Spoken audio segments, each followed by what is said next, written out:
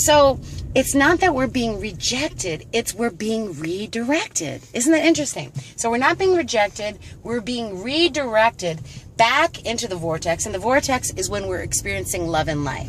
When you're experiencing love, light, joy, which I had the great pleasure of doing last week. I was with the Dalai Lama, Marianne Williamson, my spiritual teacher, Don Miguel Ruiz, best-selling author of 4 Agreements, and Dr. Michael Beckwith, and freaking Prince, okay? Prince! Oh my God. That's incredible. So, and I have a telepathic relation with Prince. Whenever he's in town, he energetically, his face comes into my head, and then I know he's in town.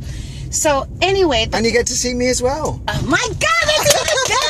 I know! Shut up, Andy. I'm driving. I'm sorry. Oh, you got me too excited on that one. And I got to see my twin soul brother.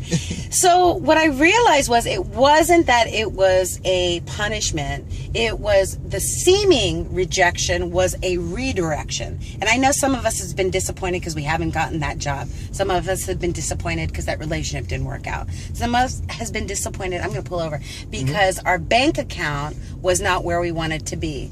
And when I was doing all of these actions based on all my teachings to be able to redirect that, I realized there was no amount of work that I could do on the outside that was going to shift my consciousness on the inside. Our consciousness is the sum total of all of our thoughts. I needed to get right in here. I'm just speaking for myself. Your experience may be different, but I doubt it because we are all one.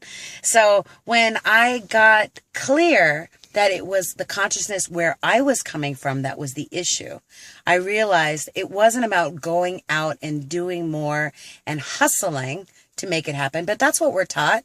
You know, we need to go faster, do more, and just make it happen through sweat and sacrifice. What I realized was I needed to stop. I needed to be still. Number 1, be still. Number 2, I needed to ask. Because they say in the Bible, ask and it is given. But oftentimes I was praying for what was not happening in my life instead of asking to be of service. So my prayer was, show me the money, show me the money. You know what God showed me? Cuba Gooding Jr. I came out of yoga and I was all sweaty. I'm like, I don't want to see anybody. And then, of course, Cuba Gooding Jr. comes up to me and I'm like, hi, I think you look familiar. Did we date? No. Then I realized that's from the movie Show Me the Money, right? And so we ask, and then number 2 is to listen. You know, we will listen all day long to the fear, lack, and limitation and wonder why worry is permeating our life, right?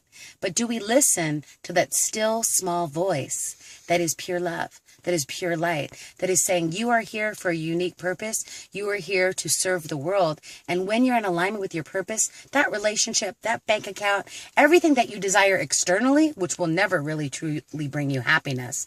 It's the inner world that will bring you happiness. But it will be told to you. You can hear it when you listen.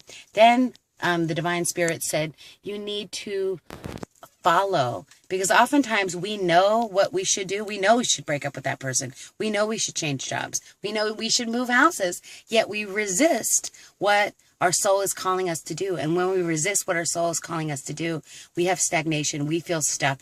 We have no momentum. We can't move forward. So number 1, be still. Number 2, ask. Number 3, listen. Number 4, follow that advice.